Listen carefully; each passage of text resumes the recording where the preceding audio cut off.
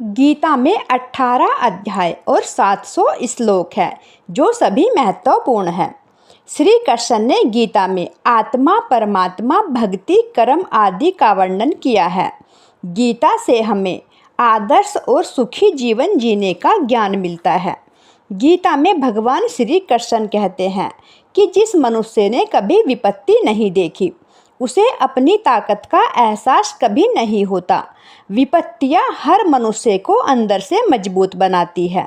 भगवान श्री कृष्ण कहते हैं, प्रशंसा चाहे कितनी करो परंतु अपमान सोच समझकर करना चाहिए, क्योंकि अपमान वो उधार है जो अवसर मिलने पर हर व्यक्ति ब्याज के साथ चुकाता है।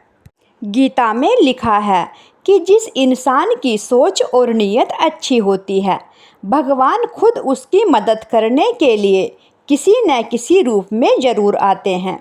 गीता में श्री कृष्ण कहते हैं, जो मौन को समझ ले वो पूजनीय होता है, चाहे फिर वो माँ हो, पत्नी हो, प्रेमी हो या परमेश्वर हो।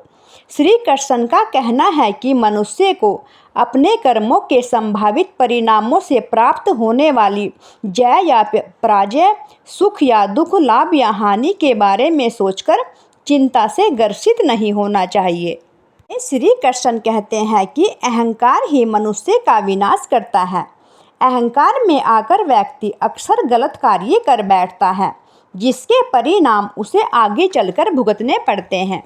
गीता के अनुसार मनुष्य को अपने दिमाग पर पूरा नियंत्रण रखना चाहिए। यदि हम इसे नियंत्रित नहीं करते हैं तो हमारा दिमाग ही एक शत्रु की तरह काम करता है। गीता में श्री कृष्ण ने कहा है, मनुष्य को फल की इच्छा छोड़कर कर्म पर ध्यान देना चाहिए। मनुष्य जैसा कर्म करता है उसे फल भी उसी के अनुकूल मिलता है। इसीलिए मनुष्य को अच्छे कर्म करते रहना चाहिए। श्री कृष्ण के अनुसार व्यक्ति को खुद से बेहतर कोई नहीं जान सकता, इसीलिए स्वयं का आकलन करते रहना जरूरी है। हमारा मन ही हमारे दुखों का कारण होता है।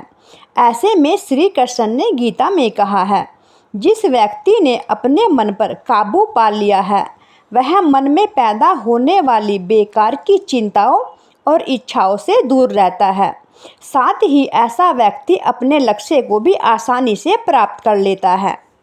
संपूर्ण गीता का सार यह है कि लोक में जितने देवता हैं सब एक ही भगवान की विभूतियां हैं।